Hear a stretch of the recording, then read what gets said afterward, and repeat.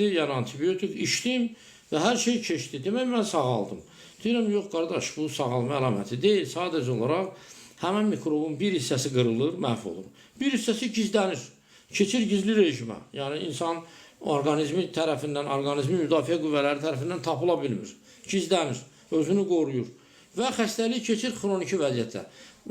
Mikrob yenə öz fəaliyyətini göstərir, yenə insanı məhv edir. Amma bunu insan orqanizmi artıq duymur. İnsan bunu duymur.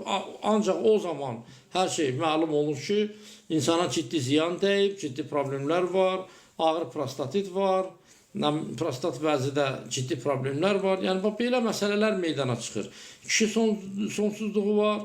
Ona görə məsləhətim nədir? Dəfələrlə hallar olub ki, onu da qeyd edeyim ki, gənc ailələrdə, məsələn, kişilər xanımlarını yoluxdurublar, yəni özlərini yoxlatır, hətta təklif olunur ki, gəlin yoxlanın da, indi tanış, biliş, qohum məqrabalarda da belə adamlar olubdur. Təklif olunur ki, gəlin yoxlanın da, sizin kənar əlaqələriniz oldu. Deyirlər ki, yox, bizdə heç bir problem yoxdur, hər şey yaxşıdır, narahatçılığımız yoxdur, hər şey əladır. Amma ailə qurandan sonra düşüşlər olur, şişət uşaqlar doğulur və yaxud ümumiyyətlə sonsuzluq olur, hamiləlik alınmır. Yəni, belə hallar olur. Ona görə mən belə hamiləlik alınmayan hallarda, kişi sonsuzluğu olan hallarda insanlara məsləhət görürəm ki, birinci infeksiyaları yoxlatırsın. Dəfələrlə bizdə belə hallar olur ki, gedib süni müayinə eləyiblər. Halbuki həm oğlanda, həm qızda infeksiya var. Görürsünüzmü? Yəni, hətta tibb müəssisəsində belə bu adamların infeksiyasını yoxlamayıblar.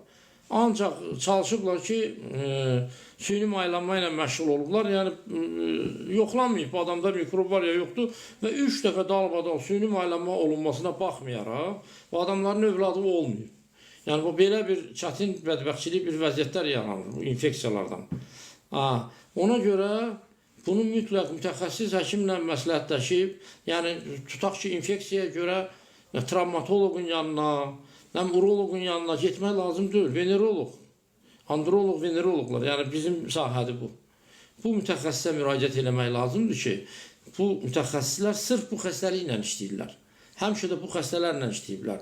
Hər bir həkimə onun işlədiyi xəstəliklər